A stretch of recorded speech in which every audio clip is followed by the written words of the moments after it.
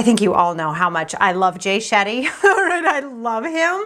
And I was coming home from the gym this morning and I heard the part again on ego. And I was like, oh, dang, now I know what we're doing for Coffee with Coach.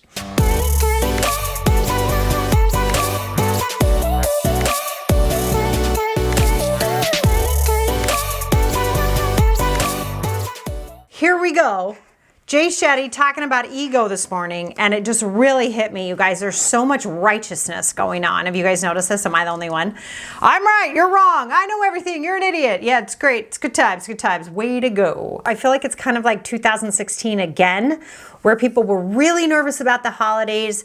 They're nervous to see their friends again and their family that they may not agree with politically. So a couple things about that. I've touched on this before with you guys, but I think it's important that we understand what identity politics really means.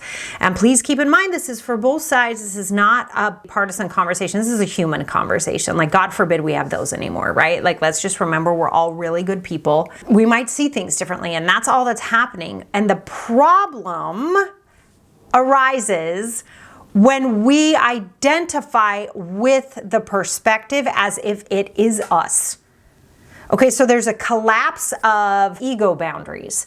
Now, usually we feel that collapse of ego boundaries, the boundaries that keep us separate from other people. We usually feel that like when we fall in love, and it's actually quite a pleasurable experience.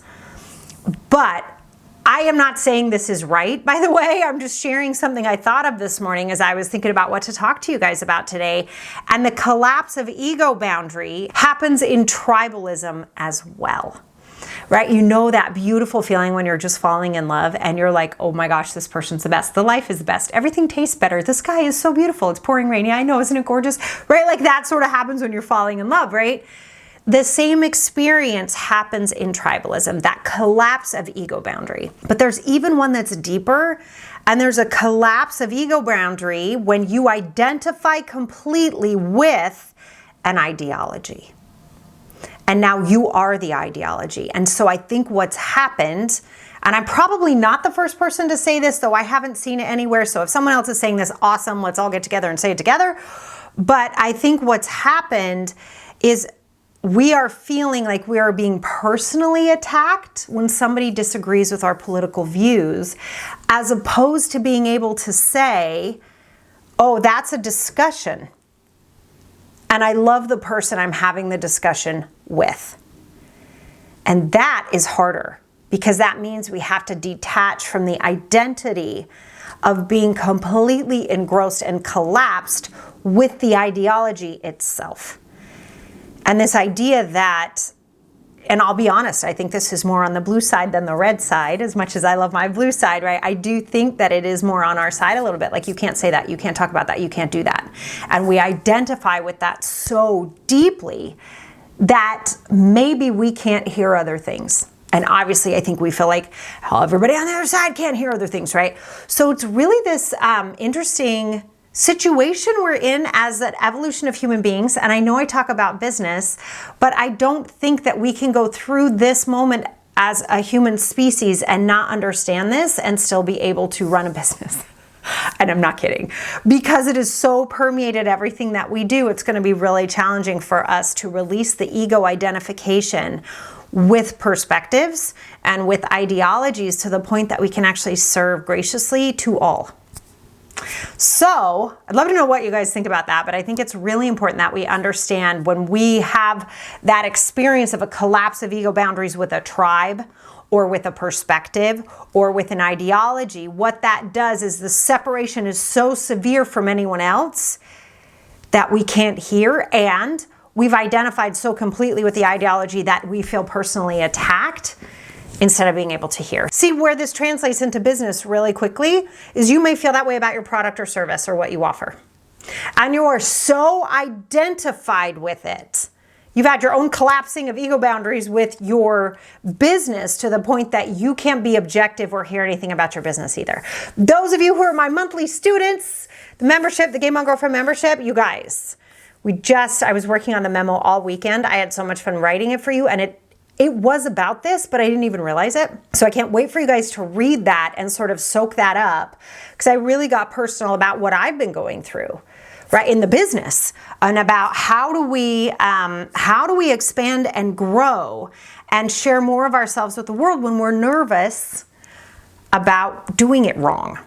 Or we're nervous about, what we always call the success tax, which is critique. Because when we're focused on that stuff and we're taking it personally, what happens is the product or service ends up suffering because we don't put it out the way that it could be put out. Or like we've said before about sales, or even about sharing something that really matters to you, if you put your ego, right, like I want to look good, I want them to love me, I want to make sure it's perfect. If you put that in front of the product or service, you're actually robbing the person you're worried about from what they need. So if you have something that can actually help somebody, if you have something that can make a difference from someone, but they don't know about it because you're scared to talk about it, you're actually ripping them off.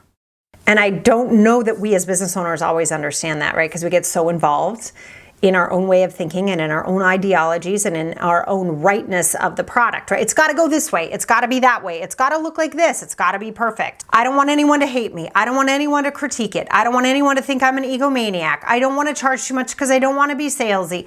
All those things, those are all ego driven, you guys. Those are all 100% about you or me, right? About us. Let's say it that way, right? It's 100% about us. It's not about the other person. It's not about what we're actually offering out into the world. That is so important. And I would bet that you are in your line of work, whatever line of work it is, because you wanted to help people. In fact, I will guarantee that is why you got into business, is because you wanted to help people. I hear it all the time. Like people are like, I'm so frustrated. I can't get my marketing right. I can't get this out there, and I just want to help people. Yes or no? Right? Like I just want to help people. What I'd like you to do today, just a quick exercise, because I want Coffee with Coach, you guys, to be super valuable for you. I don't want you to just halfway tune in and yes, drink your coffee. That's what it's all about. But I want you to actually take things from this. And I want you to apply things from this. Otherwise, I'm not helping you. And then it's like the Sarah show and who cares, right? So, what I'd like you to do right now, if you can, grab a pen. Sometimes I do this to you, I know. Grab a pen, grab a paper really quickly, and I'd like you to write down 3 times that you stopped yourself from offering something because you were worried about what you would look like. Yeah? All right, go for it. Write it down. What I'd love you to look back on as well is how many times when you start thinking of doing something, right? So maybe you're like, oh, I want to do a TED Talk, or oh, I want to write that book, or oh, I really want to get healthy, or oh, I want to redo my office. I want to paint my kitchen, whatever it is, right? And then all of a sudden you start seeing that everywhere. If you ever notice that, sometimes we tap into an idea because it's in the collective unconscious. And so when you tap into it and then you hear it somewhere else, it's like, oh, yes. All right, we're on the right track. Sometimes people take that and they get scared, or they get nervous, or they think, oh my gosh, someone else had the idea, I guess mine sucks. No, that's actually not the case at all. It's validation that you are onto something that the human race, right, the human species, or even just your town or your neighborhood, and sometimes it starts there and then it can move out, that there's actually something you're tapping into. And that's actually really cool. Just don't get identified to it as an ego thing. Right? Because then you're going to like start to get what we call kind of like the soldier mindset, right? Where you're like fighting for your perspective, your product, your thing. And that's where that red ocean stuff comes in. Like it's so bloody and competitive, as opposed to, yeah, I'm really onto something and I'm going to offer this or do it or speak about it or present it or actually create it through my own lens. Therefore, no one else has it. Do you see what I'm saying? So it's like you're getting validated at the same time that you're presenting your unique perspective, gifts, and talents into the world. I hope that makes sense, but it's all around the ego. You've got to drop this attachment to what it's supposed to look like or how it's supposed to go. There's no such thing. There's like literally no such thing. Make sense? All right, let's look at what you guys got. I'm writing a piece on loss of community and a peaceful coexistence. Yesterday, someone told me to live my life and forget fear. And after that, I said I won't attend Thanksgiving. I asked him to please respect my choice, and then I left the group. Yeah, you got to go on with your own stuff. And if I'm hearing you correctly, you didn't get personally attached, and that's the difference. It's like, look, I can have this perspective and take care of things my way and not take it personally if you don't like it. Because it's that whole, what is it, the book, The Four Agreements, right? Other people's opinions are none of your business. I love that, right? But it's the same thing here. If somebody doesn't agree with you, whether it's how you want to move through this pandemic, how you want to deal with our political situation, it doesn't mean, or you don't have to let it mean, that you are being personally attacked. And I think if we could figure, and by the way, let me put a caveat here. I'm not saying this is easy. I just want to be really straight about that. This isn't easy because it's how we're designed as human beings. We're designed to want to attach ourselves to stuff, right? We're designed to look good.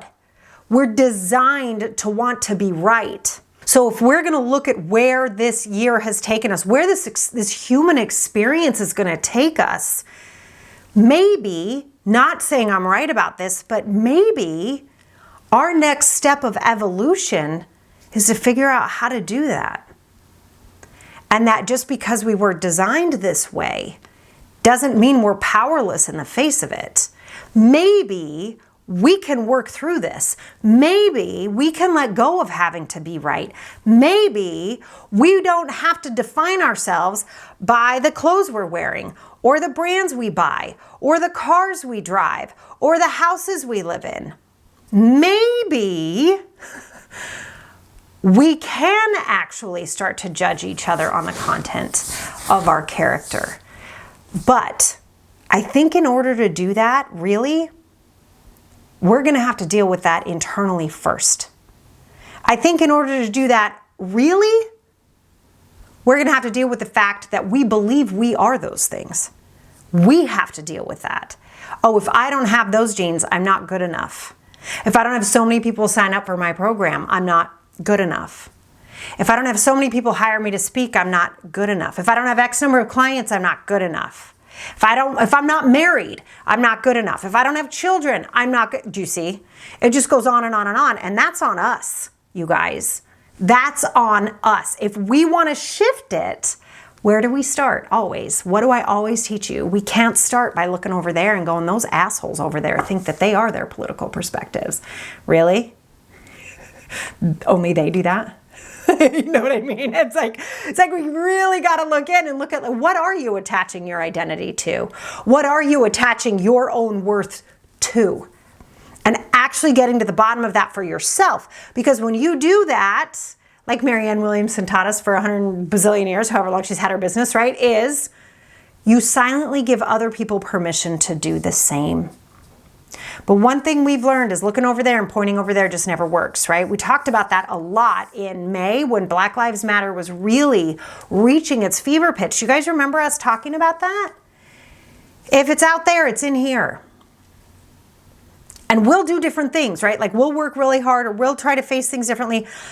But again, when it comes down to looking out, if you're seeing it out there like that identity politics stuff we're talking about now, but think about it too, identity entrepreneurialism too, right? I have to have this on Instagram. I have to have this on YouTube. I have to have this on the podcast. I have to have this many. It's all the same stuff, you guys. And what I really want to empower you to do today, and we're going to get back to the 3 times you chose not to sell because you wanted to look good. But what I'd like to empower you to do today is start to release that.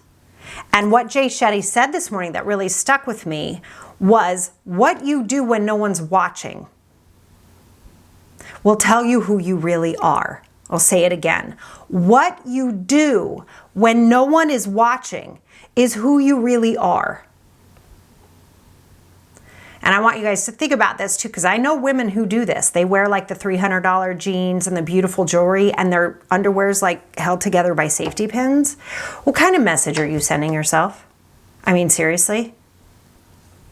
What everyone else sees matters more than what I feel or what I experience. And that is the ultimate in human suffering, if you want my honest opinion. It's all egoism. It's all connected. All right, let me get to some questions here. It's like the candlelight that you can keep lighting others and not be diminished. Absolutely. That's a great way to look at it. And that goes to that validation piece, right? Like, look out there and see what other people are doing. Just because they're doing what you're doing doesn't mean that you need to stop, and it doesn't invalidate what you're doing. I've talked about this before, but I'll do it again because I think it bears repeating. But Marie Forleo talks about this really well, where she's like, yeah, sure, don't open up, you have the best tomato sauce in the world, the best pasta sauce. Yeah, don't open up another Italian restaurant, right? Come on, there's 59,000 Italian restaurants and you choose different ones based on what you want, right? It doesn't invalidate that you went to this one on Tuesday and that one next Wednesday. They're both great and you want both, and that's okay, right? Or Bruno Mars, that's my favorite, which talks about Bruno Mars. Like, yeah, imagine Bruno Mars starting out his career. He's like, yeah, because the world needs another cute guy singing who can dance, right? Then we would have been robbed of everything he offered. Just like for you guys, whatever it is you're thinking of offering, I don't care if there's 59,000 other interior decorators or 59,000 other stylists or 59,000 other authors or 59,000 other speakers.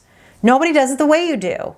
And that's become kind of a common message where everyone's like, da, da, da. But I know what that feels like, where in the moment you're sitting down to do it and you're like, what the hell am I doing? There are enough of these already, right? I mean, that's when it's really hard. So I can give you nice little platitudes or whatever. We could post stuff on Instagram all day about how you're unique. But I know how hard that is in the moment. And what you're up against in that moment is egoism. Is your ego really wanting to separate you from other people, to make you feel better than other people, to make you feel like you matter more than other people, which isn't really what you're after. That's the whole irony in the thing. That's not actually why you're doing it. You're doing it to help people. You're doing it to make their spaces better, to make their closets more beautiful, to make their reading experience nicer, to make their moments when you're speaking even more beautiful. That's what you're after. And so in those moments when you're like, everybody else is, like that feeling, just remember, yes, you've been given your unique perspective and lens, which means no one else can do it the way you do it. Don't copy anyone else because that's just going to make you disappear into the noise. But finally, remember that you're starting whatever it is you started to help people. Yes, you need to make a living, and yes, you need to take care of your family. But there are hundreds of thousands of different things you could have chosen. And you chose what you chose because you felt drawn to it, and you need to honor that. And understand when you see it out there, that's validation, not competition. Okay, I hope that's helpful. Then I want to get to your 3 things. Your grandmother has house clothes. I love that. Yeah, it's the same idea, right? Like these are the one nobody sees, so it doesn't matter. Well, you see them, right? That's kind of like, that's the safety pin on the underwear. Absolutely. Unless they were gorgeous, right? Sometimes you can have house clothes that are absolutely gorgeous. I'm really into beautiful pajamas at the moment. I'm buying really gorgeous, expensive pajamas. Oh my gosh. I'm in heaven. It's like my favorite thing. But I got to eat my own dog food, as I like to say, right? If I tell you guys to do it, I'm doing it too. Oh my gosh. She wore her high heels with her house clothes. Oh, you know what else that reminds me of? You guys know I'm a huge fan of I Love Lucy, right? Or their travel clothes. Oh my God. There's no way in hell I could have worn those to travel. The hat, the heels, the suits with the belts. Oh my God, could you be any more uncomfortable? Oh my God. Yeah, and then they save all the stuff to wear outside sometime, right? And people do that with their best dishes, with their best candles, their best napkins. Go put them out right now. What the hell are they doing in your closet? Who the hell's going to enjoy them there? Break a couple, whatever. It's like they might get chipped. They might get used. That's what they're for.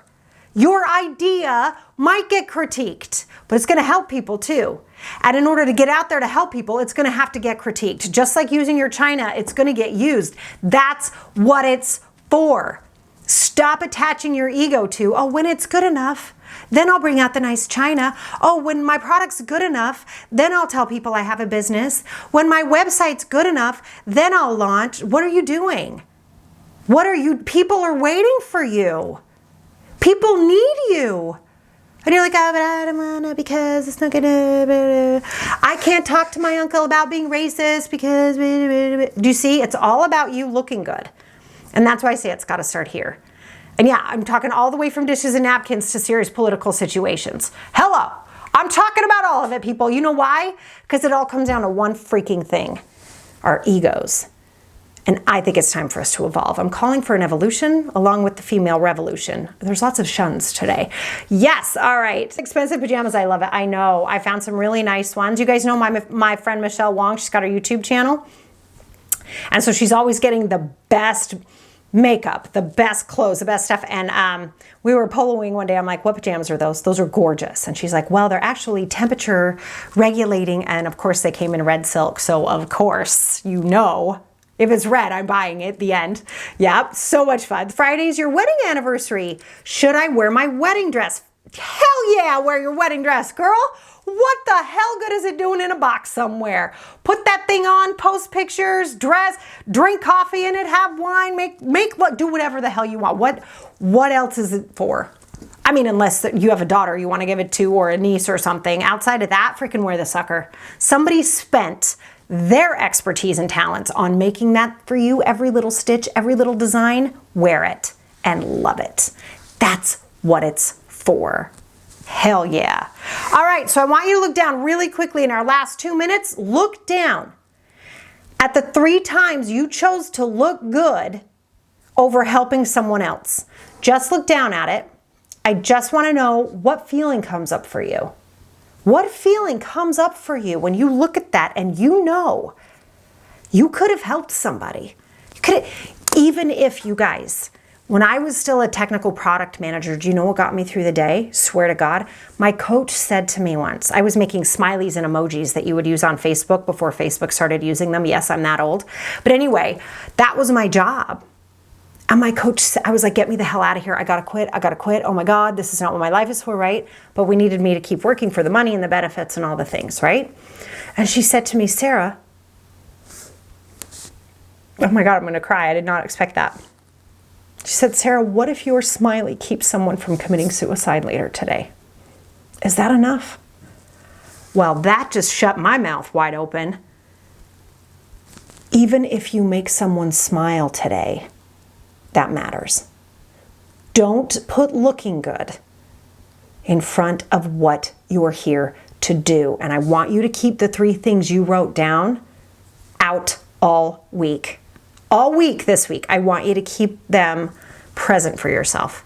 I want you to remind yourself that you are more powerful than looking good. And what you're here to do and what you're here to offer the world matters a lot more than you looking good. Yeah? Can we have a deal on that? Let's drop the ego. Let's start to evolve. Yeah? All right. I love you guys to pieces so much. By the way, I sent out an email yesterday in the very final episode of the podcast in 2020. I've asked for your opinions. If you're not on my newsletter list, let us know. We'll add you. I'd love to be able to include your thoughts on the biggest lessons of 2020. All right? I love you guys. Go out there and drop looking good this week. Yeah? We'll make that a Game On Girlfriend bet this week. All right, I love you guys. Have a beautiful week. Go out there and make your difference and don't worry about looking good. All right, I'll see you guys next week. Bye.